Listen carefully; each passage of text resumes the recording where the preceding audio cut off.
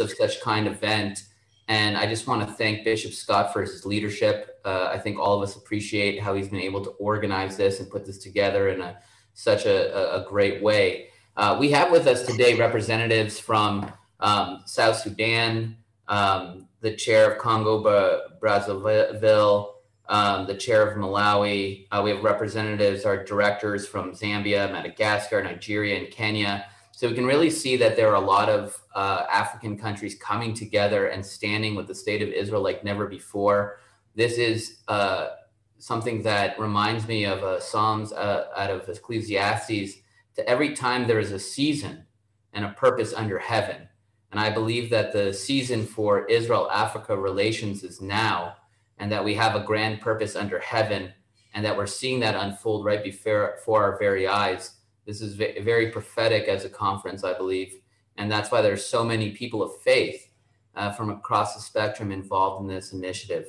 I want to say that a lot of the work that we've done in Africa began with delegations. We started coming down and meeting with different people.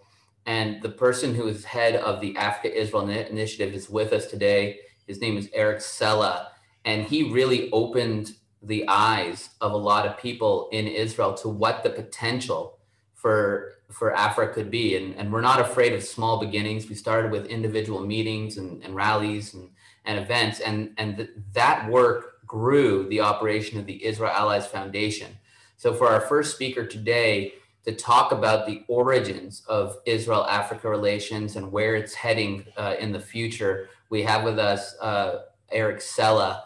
I believe he's on, there he is. Hi, Eric, good to see you, my friend. So I'm very excited to hear what he has to say and to explain a little bit about how we were getting started in the beginning, but also where we're heading. We believe that Africa and Israel are going to be a major force together with the African hardworking people, their faith, their ability to problem solve, and Israeli technology and know-how. We think it's a winning combination. And I also think, being involved in concrete actions, when you see that your countries are starting to vote with Israel in the UN, when your countries are speaking out for Israel, then Israel will be more and more engaged as that goes forward. So it's exciting to see such an esteemed group of people together here today. And I'd just like to introduce to you once again, Eric Sella, to speak about the Africa-Israel Initiative. Shalom, everyone. Director Josh Reinstein and Bishop Scott Wansa, all protocol observed. It's a great day to be here with all of you. I recognize all of you honorables in the parliaments across Africa, and thank you for your time, which I know does not come easy. But I think that focusing on this conference and on what's ahead of us and the potential in this relationship is a well spent time. I was thinking as we were going through yesterday's conference, back in 2015, where we went to Uganda and established the first caucus that we was involved with Honorable David Bahati and his team there. And as for your question initially, Honorable Julius Malinga, that caucus resulted in the Speaker of the Knesset visiting the parliament in Kampala, in Uganda, and they formed, as far as I know, a partnership agreement between the two parliaments. So I see this caucus movement as a directly democracy building and structure development in partnership between a very well functioning democracy in Israel and the emerging democracies and nations across Africa. We also had a wonderful event in 2016.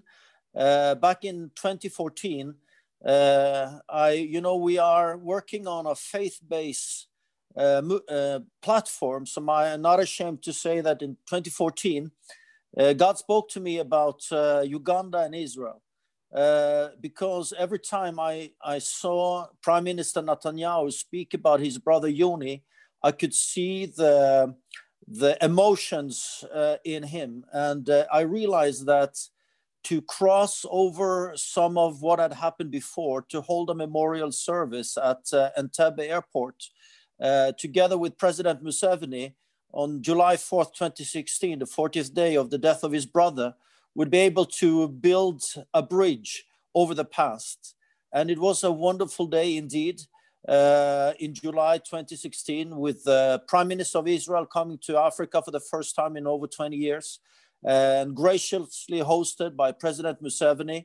And also, along with Prime Minister Netanyahu, he had a plane with 60 business people from Israel that engaged in a business summit directly under the heads of states meeting. That day also, it was just a dream. It was not even just a prayer. It was just like crying out to God, Lord. I had a cry that 7 heads of states of Africa would meet Netanyahu this day at Entebbe, which happened. And out of that, so much thing had happened. Even Muslim countries in Northern Africa is seeking now relationship with Israel. We are living in truly prophetic times, and things that we didn't even imagine can happen just a few years ago is happening right in front of our eyes. I just came back from South Sudan in December of this year. I met Honorable Julius Malinga. We had and Monica Bate and the team in South Sudan and the Speaker of Parliament. And now we have finally also the caucus established in South Sudan. And through Bishop Scott's tirelessly work, we are now, all of you are here, and we are up in 15 nations. I believe that this can change Africa. And I believe that Israel seriously needs the friendship that Africa can give. President Trump, in spite of a lot of resistance and hostility, decided to move the embassy of the United States of America to Jerusalem. Now, that is from a spiritual point the only right thing, but it's also from international law and history the only thing to do. If any nation fails to move their embassy to Jerusalem, the capital of Israel, it's a constant delegitimizing of the sovereignty of the nation of Israel. No other nation in the world would accept this, and neither can we on behalf of Israel. That is why it's very important for all the delegates participating in this caucus structure to advocate with your nations to follow suit of America to move embassies to Jerusalem. Even Russia has acknowledged and accepted West Jerusalem as the capital of Israel. And we see that out of this comes peace. It's very strange to see that those who warned Trump that this would create war, it has been the opposite. One peace agreement after the other has come after the United States of America moved their embassy to Jerusalem. Emirates, even Sudan. The potential in that beautiful nation of Sudan is enormous when they turn to the blessing instead of the curse. Malawi has followed suit. And I pray that Africa will have leadership that move their embassies to Jerusalem. And in this way, you will be an example to the West. You know very well the history of Western Europe and the Holocaust and all of the evil that happened there. Well, anti-Semitism is not dead. Unfortunately, we are struggling to fight the demons of the past again in Europe. And Africa has now the mantle of leadership. When I travel across Africa, meeting states, heads of state, politicians, parliamentarians, top civil bureaucrats, it's amazing to me that I yet have to have a meeting which does not start with prayer. I believe that Africa, the continent of Africa today, has the mantle of global leadership laid before her. The level of righteousness of people serving in public office across Africa today is vast. And through those righteous hearts and righteous minds, I believe that the future belongs to Africa. And that if Africa takes this leadership of righteousness, it may be the redemption of Europe. We see in a country like Kenya how export industry has blossomed because of Israeli water drip irrigation in the agricultural sector. I just visited a farm in a friend of mine. I just came back to Norway. I spent Christmas in Kenya, and I visited a farm of a friend of mine that before we went to Israel together, his family heritage land was barren and dry. After the last 8 years of me and him going back and forth to Israel, he decided to quit a very well-paid, high-ranking job. And he started an adventure of making his desert bloom just like in Israel, just adapting the principles of agriculture in the desert in Israel is now a reality in dry lands of Kenya. East Africa can become a food basket for the world when they open up for this new friendship and cooperation with Israel. The future is actually very bright. Now we have a change in America. We don't know what will come. We know that Trump was a very strong friend of Israel. We knew he moved the embassy. I believe that there's a vacuum in the world for solid leadership. And I believe that many of you present here today are part of that future new global leadership. And the decision you make to stand up for Israel will bless not only your countries, but the world as a whole. In the present session of the General Assembly of the UN, they have prepared 17 anti-Israel resolutions compared to 9 against the rest of the world. I've been very happy to see that a lot of the African nations that usually voted against Israel with the non-alliance nations have started to abstain from the anti-Israel resolutions in the UN. But I dream of the day where Africa will stand up against injustice and anti-Semitism in the UN and vote loudly and clearly for Israel against anti-Israel resolutions. It makes a mockery of the United Nations that only 9 resolutions are formed against all nations in the world and 17 against the shining democracy in the Middle East. Any thinking, rational individual in that building should stand up and shout out, this is wrong. And I believe that together we need to form a new alliance of Judeo-Christian nations, together with all the new Muslim friends that are seeing that we have to make a change. When UNESCO de-enfranchised the Jewish heritage of biblical sites in the Holy Land, they are not only attacking Jewish and Israeli heritage, they are attacking our Christian roots. Without Jews in Israel, there's no Christianity. Without Jewish roots, there's no Christian heritage. We have to stand up against UNESCO's anti-Semitism because it's in reality attacking ourselves. And I'm so glad to see a new morning coming over the Arab nation. I was just in Dubai, and I rejoiced to see all the Jews, Israelis coming to Dubai, see the friendship and laughter and joy between Arabs and Jews in Dubai. The world belongs to Judeo-Christian values, and the future is hopeful if we stand up for what is right. And now, I think, gentlemen and women, it's in your hands. To a big degree, it's in the hands of Africa. And you can help save the rest of the world. Thank you for participating, and God bless you. Thank you so much, Eric, Sella, for those inspiring words. This movement is a movement of faith-based diplomacy. It's a common language that both Africa and Israel share. Some call it Biblish, biblical English.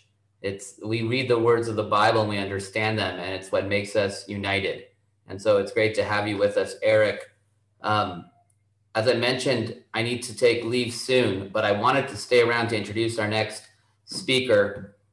He's a very influential man here in Israel. He's a reserve brigadier general. His name is Amir Avivi. He's the founder of the Protectors of Israel movement. And this movement is becoming increasingly influential because what you hear around the world is all these former military generals and people in high positions that are speaking out against the security of Israel, which is shocking.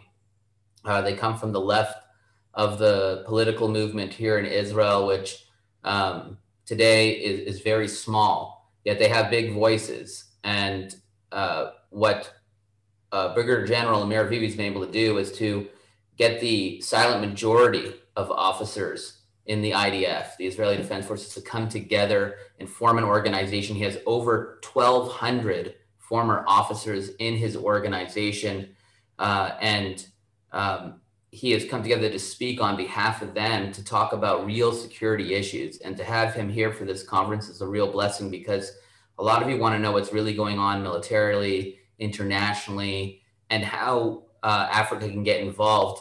Just for Amir, because I know he joined a little late, I just wanted to re-emphasize that we have here members of parliament from South Sudan, Congo, Brazzaville, Malawi, directors from Zambia, Madagascar, Nigeria, Kenya. And Uganda as well. Excuse me? Uganda as well. Uganda. So we have caucuses across Africa, and they are working powerfully for Israel and in defense of Israel, and in the name of the new relationship between Africa and Israel. So to get this information from you and to understand how to better stand with Israel is crucial for their efforts. So please, without further ado, I'd like to introduce Brigadier General Amir Avivi. Thank you very much, Josh, and thank you for the invitation. It's a big honor to be here and talk with you. Eric, your words were very inspiring. Thank you. I didn't hear all the presentation, but what I heard was very inspiring. Well, as you heard, my name is Amir.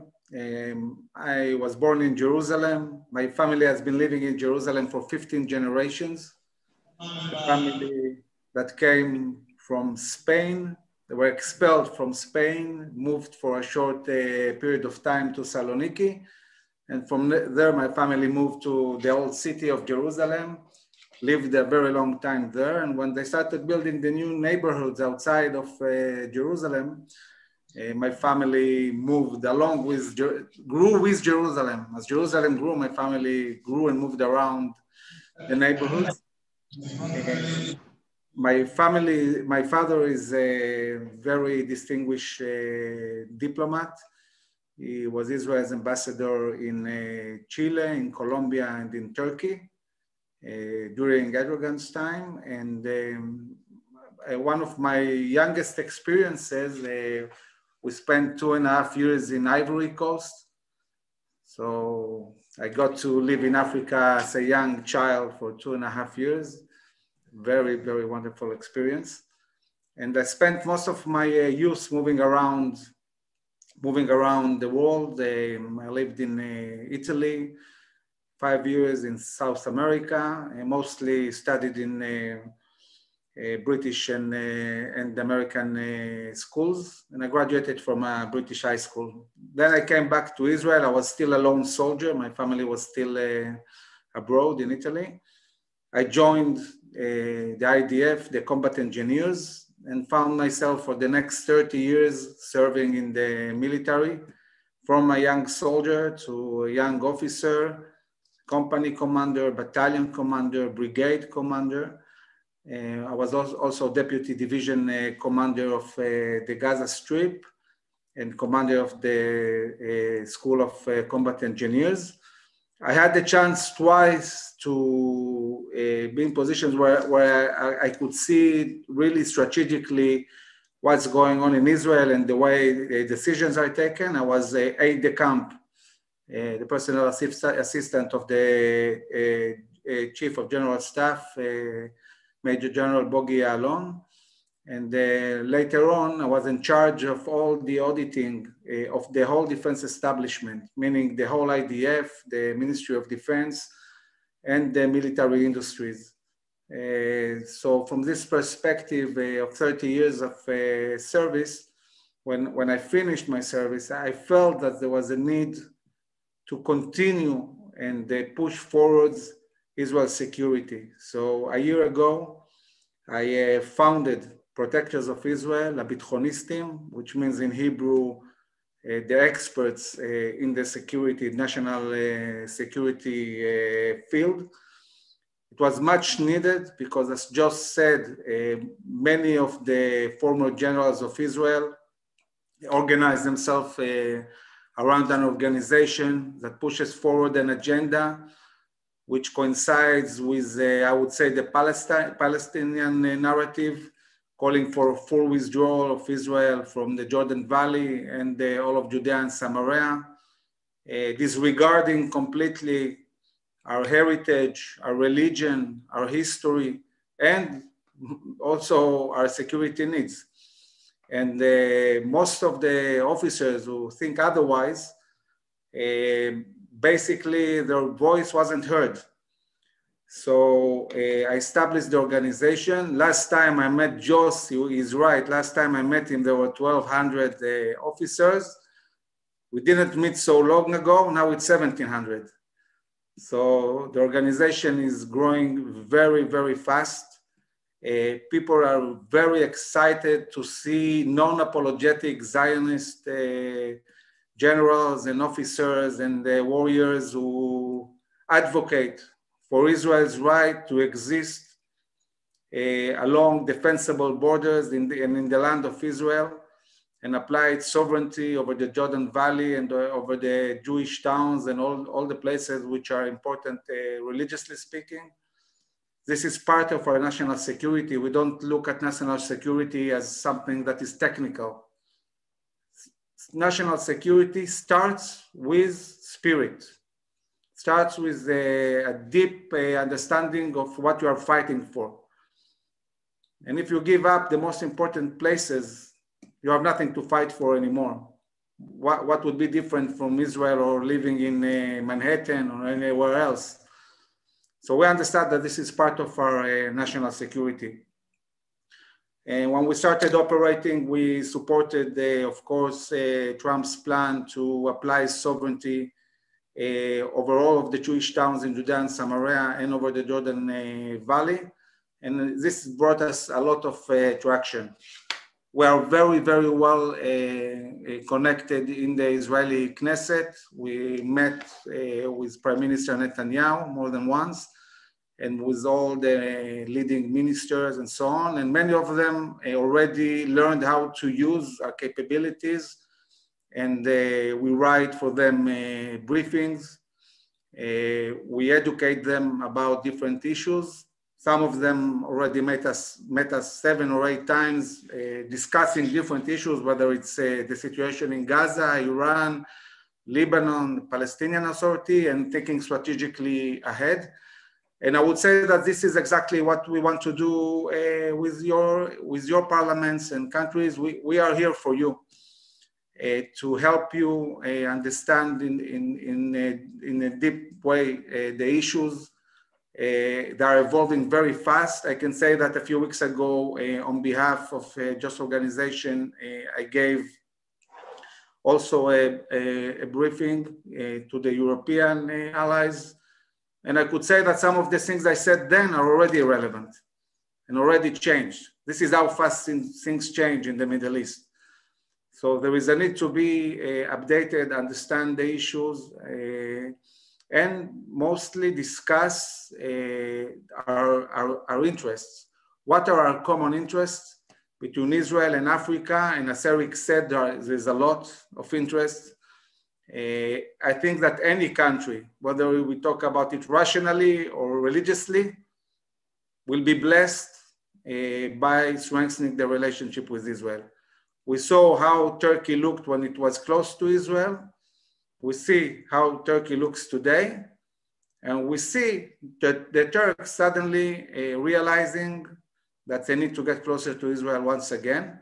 And this is, for example, a new development that wasn't there a few weeks ago. And now we see this very complex axis of Qatar, Turkey, starting to realize that this is crucial to be allied with Israel. And they're starting to talk differently for what they talked a few weeks ago.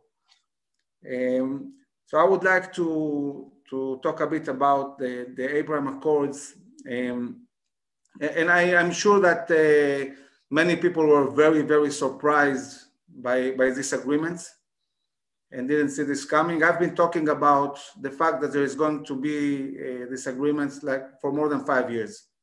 It was obvious that we were on the way. And I think it's important to understand why this is happening, why is it going to continue happening, and what does it mean? So the roots of these agreements started something like 12 years ago. 12 years ago, we had a new president in the United States, President Obama.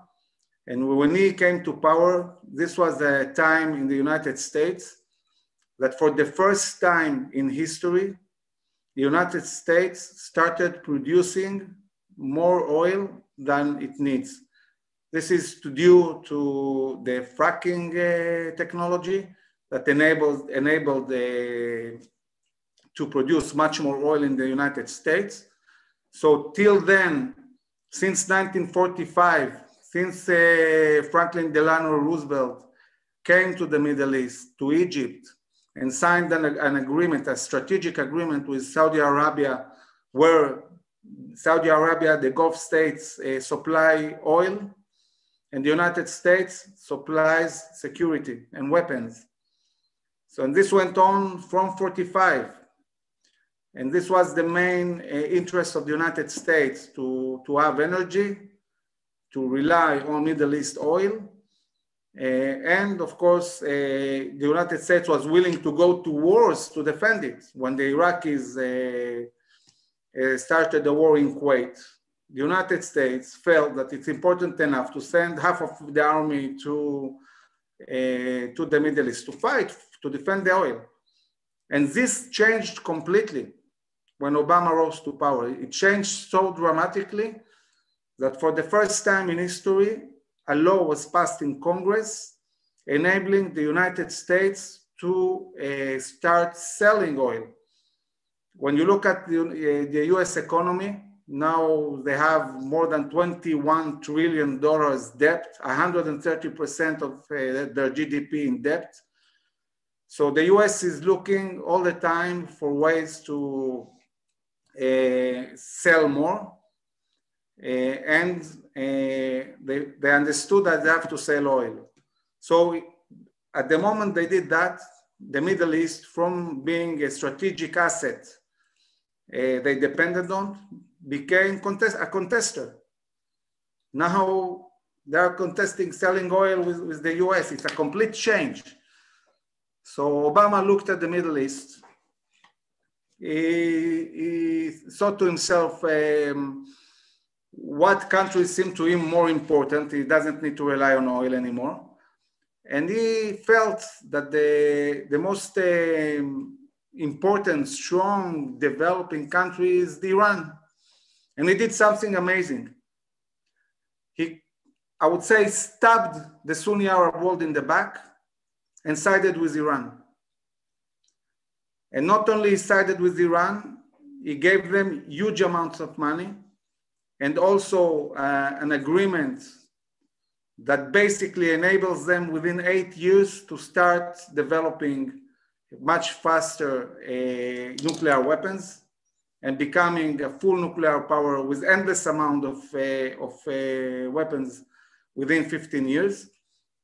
And of course, the Iranian used this money to make terror all over the Middle East, in Syria, in Yemen, in Lebanon, selling hundreds of thousands of rockets and technology and sending fighters everywhere to fight the Sunnis.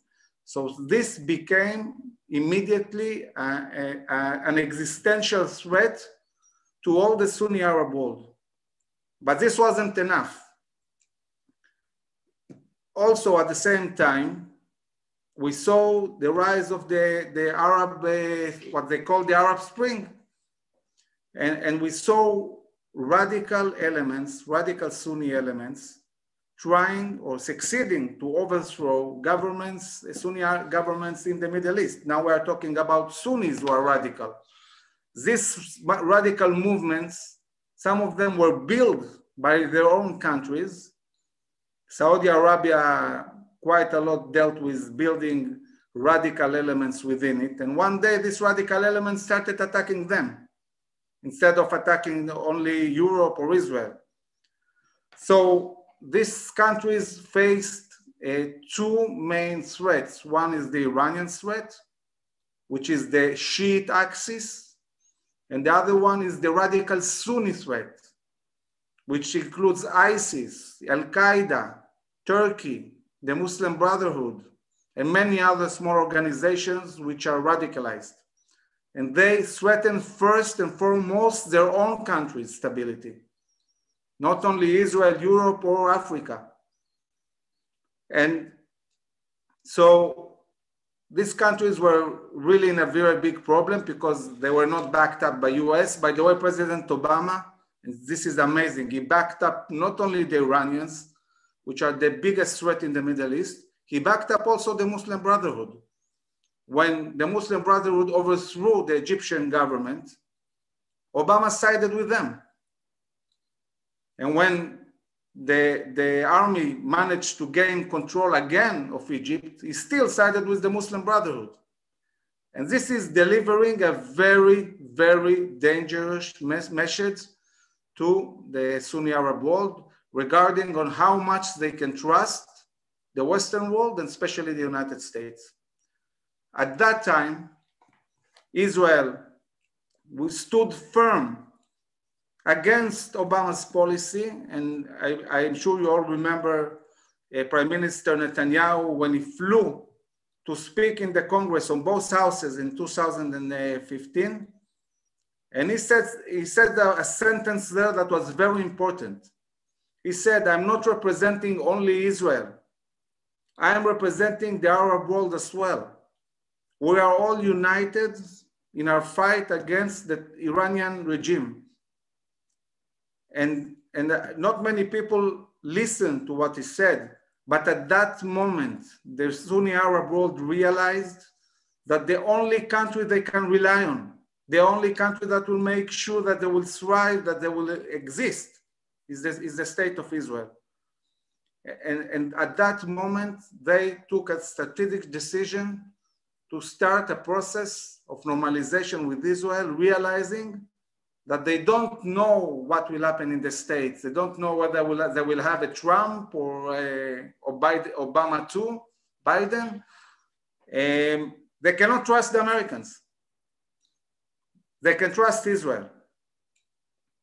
And these interests are not only along the Iranian issue. These interests are evolving because many of these countries, especially the more developed ones, the developments like the United Arab Emirates, Bahrain, Saudi Arabia, they realize that since oil is not anymore a very profitable economy, they need to change their economy from oil-based economy to modern technological economy. And here they have a huge, huge common interest with Israel. They see Israel as the main generator that will help them move from oil-based economy to modern economy. They, of course, rely also on Israel's military capabilities and, of course, everything that we can give them in this sense. And now we have COVID. COVID is also having a huge effect They understand the advantages of Israeli technology. And Israel at the moment is leading the world in the pace in which we are vaccinating our society. More than 500,000 people in Israel already got vaccinated. Within a month or two, the issue of COVID in Israel will be over. So we are moving very fast and very efficiently with this issue. And of course, there are other issues regarding hospitals and so on that they are very interested in. So this is why they're getting close to Israel. And this created a new reality in the Middle East that is shaping itself. In my last talk, I talked about 3 very clear coalitions that have formed. One is the Iranian coalition, the Shiite coalitions, that includes Iran, that include Iranian militias in Iraq, that include Iranian militias and specialists in Syria, include Hezbollah, include the Houthis in Yemen. And of course, Iran is spreading its arms everywhere, also into Africa and into Europe. So Iran is a big deal. And Iran is a big deal talking about 2 main issues. One, it's the terror and militias that are spreading. And the other thing is the radicalization that's spreading in different places, especially in Europe, building terror cells inside Europe. And maybe the biggest issue is their determination to have nuclear weapons. Now, the Iranians have developed guided missiles that can be shot 3,000 kilometers. So they're covering almost all Europe. And they are developing the technology to put potentially their future nuclear bomb on these missiles. They are going to terrorize half of the world. They want to be a nuclear superpower, and these guys, you know, they're a bit crazy. They mean what they say. And they need to be stopped. So when now this coalition, the Sunni Israeli coalition is built, this is the message to all the world. This is the message to United States, to Russia, to Europe, also to Africa. Listen, guys, this is the right coalition to side with. We are the moderate guys. We are the ones that want to stabilize the Middle East. And we are the ones who are facing the 2 other coalitions, the Iranian coalition, the radical Sunni Arab coalition that consists from Turkey, Qatar, Muslim Brotherhood, and so on. And we have the Israeli Sunni coalition.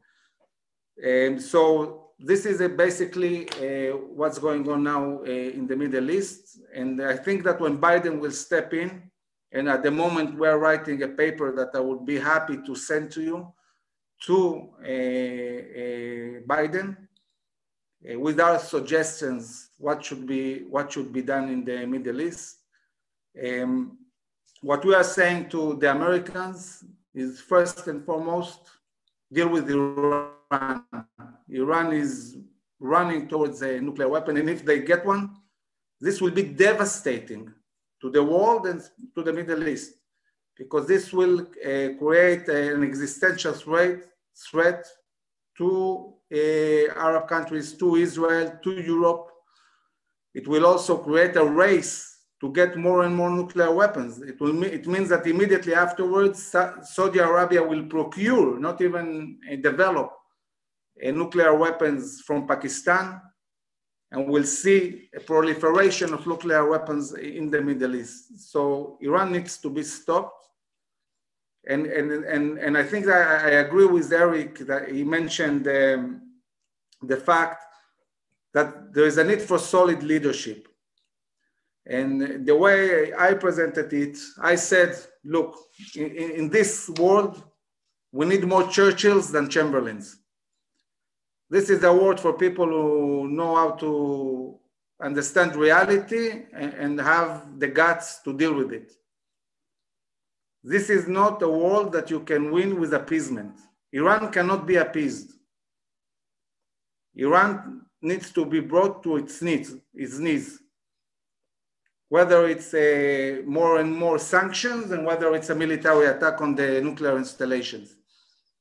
This is talking about Iran.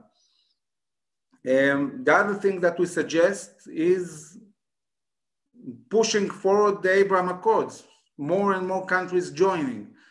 And as I mentioned at the beginning, what was to me a month ago a very clear coalition of radical Sunnis is starting to break. The Turks and the Qatar feel that they are missing something huge. They're asking themselves, how come all these countries are making peace with Israel and we are not part of this event? And they want in. So they're starting to send messages that maybe we can work out something, maybe we can find some kind of agreement. And we need to be patient, and with Turkey, we need to be very careful about the Turks. But within time, I think that probably there will be a change. And I think we are witnessing changes even in countries that are very surprising, like Lebanon. In Lebanon, there are voices saying, we are fed up with Hezbollah, was fed up with these wars in Syria. We have, Lebanon basically doesn't have an economy anymore. This country is not functioning. They need peace. They need a new era, and many people in Lebanon are talking about it, about the need for a change. So this is something that is developing more and more. Now, talking about the Palestinians. First of all, we have to understand that the Palestinians were created by the Arab world in order to delegitimize Israel. And for many years, they were an asset for the Arab world in order to attack Israel, delegitimize it, and so on. Now, the Palestinians have become a liability to the Arab world. First of all, we need to say the truth. The Arab world never cared truly about the Palestinians. The Palestinians are the most hated minority in the Middle East. They despise them. But they were an asset, a weapon. But now that these states want to get close to Israel, they want to grow far from the Palestinians. They don't want to deal with them anymore. And this presents a huge opportunity for Israel. It presents a huge opportunity to decide exactly what we want. What is the end game? What does Israel want? And I'm saying it because it's not clear. There are at least 4 or 5 different plans, possible plans, for Israel to thrive and be safe for the very long term.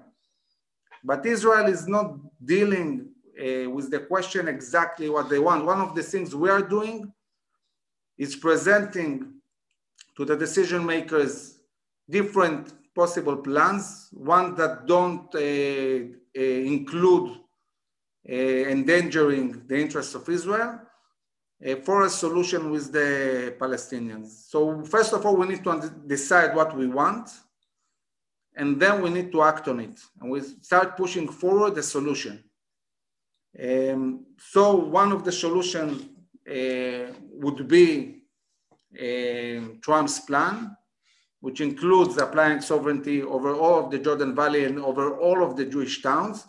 It's not a perfect plan, far from it, but it's a beginning. And this is a very big deal. I mean, the fact that Trump's administration said that Judea and Samaria, this is Jewish heritage, this is Jewish history, this is Jewish land.